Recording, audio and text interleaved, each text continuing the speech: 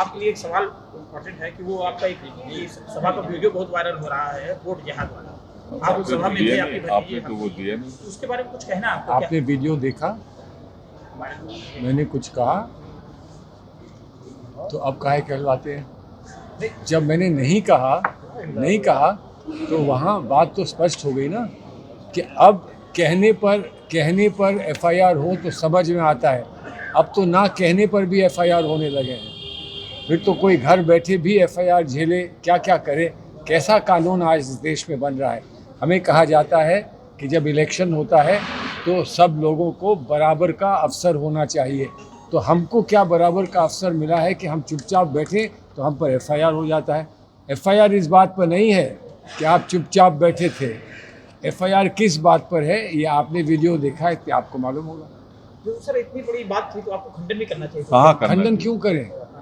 ये अच्छी बात नहीं है। खंडन क्यों करें? खंडन क्यों करें? अगर हमें कोई समझाए कि क्या कहा गया है और उसमें क्या त्रुटि है, क्या कमी है, क्या बुराई है, तो हम उस पर अपनी प्रतिक्रिया कर सकते हैं। लेकिन हर जगह खंडन करते फिरे। आज इस बात पर मैं खंडन नहीं कर रहा हूँ कि हमने कुछ नहीं किया। अमेरिका में अगर कोई आदमी मर गया तो खुद मर गया, मैं तो नहीं खंडन कर रहा हूँ। सरकार का काम है, सरकार ने वहाँ जाकर कुछ किया नहीं किया, देखा नहीं देखा, अमेरिका की सरकार कुछ क्यों कह रही है, मैं तो खंडन नहीं कर रहा हूँ। अगर मैं खंडन नहीं कर रहा हूँ तो इसका मतलब ये नहीं कि मैं सहमत हूँ अमेरिका की बात से। मैं अमेरिका की बात से सहमत हूँ या नहीं हूँ उसका कोई आज प्रश्न नहीं उठ रहा है।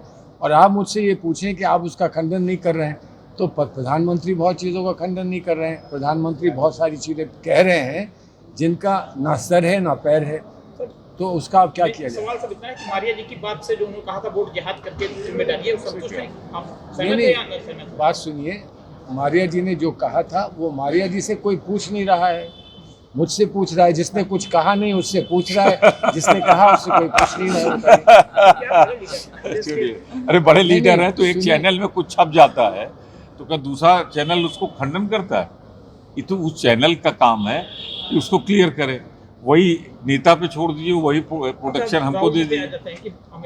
एक पैतृक सीट थी जहाँ से हर कांग्रेस परिवार के ज्यादा लोग वहीं से अपनी शुरुआत की थी। राहुल जी रायबरेली चले गए तो अमेठी के लोग असहाय नहीं महसूस कर रहे हैं? देखिए, राहुल जी ने जो कह दिया और मैं समझता हूँ कि वो बहुत गहरी और बहुत बड़ी बात है। उन्होंने कहा, वैसे तो पूरा भारत उनका परिवार है, लेकिन जब भी हम परिवार की बात करते हैं तो परिवार के कोई विशेष लोग भी होते हैं। भाई की बहन की बात ज़्यादा होती है, जब राखी बांधने की बात आती है तो बहन की ज़्यादा बात होती है, जब आशीर्वाद लेने की बात होती है तो माँ की ज़्यादा बात होती है। परिवार तो बहुत बड़ा होता है और उनका एक व्यापक परिवार है, इस देश का व्यापक परिवार है, जिसको उन्होंने दिखाया, चल के दिखाया कि मैं अपने परिवार के बीच में चलता हूँ तो कैसा लगता है। लेकिन उन्होंने विशेष ये कहा कि अमेठी रायबरेली मेरा विशेष परिवार है, विशेष परिवार है। अब विशेष परिवार में कौन किसको कितने निवाले कब खिलाता है ये पूछा नहीं जाता।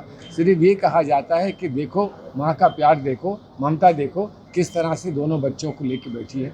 तो हम तो ये मानते हैं कि उन्होंने दिखाया, उदारता दिखाई कि आज तुमको भी कुछ दूंगा, कल तुमको भी कुछ दूंगा, और इसी तरह से अपना विशेष संबंध उन्होंने जो उनके परिवार का बना हुआ है उसको उन्होंने उजागर किया है।